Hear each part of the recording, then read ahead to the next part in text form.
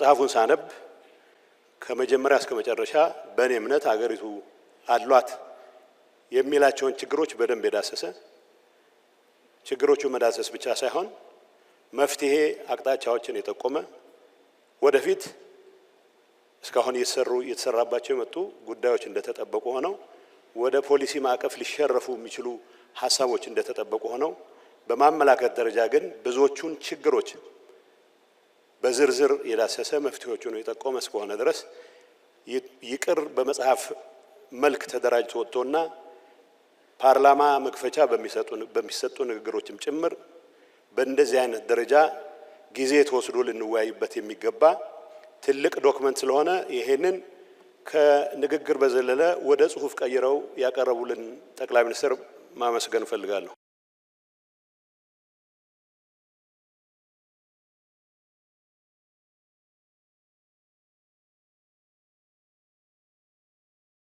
በዚህ ጽሁፍ ውስጥ እንደ ትልቅ መነሻም ምናልባት የኢትዮጵያ አንድ ትልቅ ፍኖተ ካርታ ነው ብለን እንድንወስድ አንድ ትልቅ መነሻ ያደረገው በአስተሳሰብ ላይ ትኩረት ማድረግ ብቻ ሳይሆን ቁጭትን እንደ መነሻ መጠቀሙን የአባይን ልጅ ውሃ ለምን ይጠማዋል ብሎ ነው የሚጀምረው።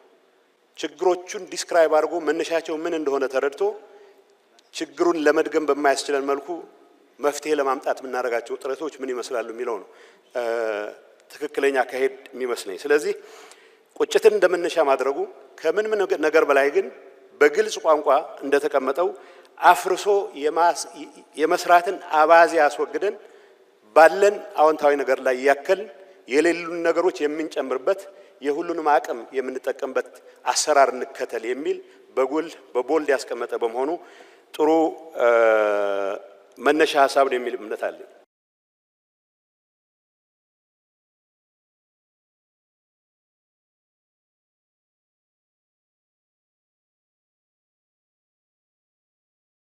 ያሸነፈ ሁሉን የሚወስድበት ፖለቲካችን ያሸነፈ ሁሉን የሚወስድበት ፈረንጆቹ ዊነር ቴክ ኦል የሚሉት አደገኛ አካሄድም ስለሆነ መሸናነፍ ሳይጠበቅብን መጽሐፍ ውስጥ በግልጽ ተቀምጧል። ሁላችንም የምናጣበት አንዱ አጥቶ ሌላው የሚያገኝበት ሳይሆን ሁላችንም ልናገኝ የምንችልበት ሁኔታ ከመፍጠር አንፃር መቃኘት እንዳለበት መቀመጡ አይ ቲንክ ትክክለኛ ነገር ይመስለኛል።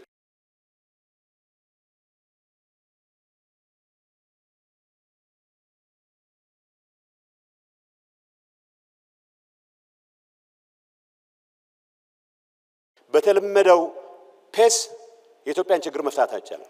በተለመደው ፔስ እኔ አንዳንዴ አያለው መንገድ ላይ ኤምባሲ ሲሄድ ከ3 ቀን በፊት የሄድኩበት መንገድ ተዘግቶ ይጠብቀኛል። ሌላ መንገድ ይከፈታል። በአራተኛው ቀን ስመለስ መንገዱ ያልቃል። ሶያ ፍጥነት እኔ ወደ ዝርዝሩ እንዴት ተፈጸመ ወደሚል አልገባም። እሱ ኢንቬንቶሪ ሲደረግ ይታያል። በአንድ ነገር እርግጠኛ መሆን ይቻላል። እልህ አለ።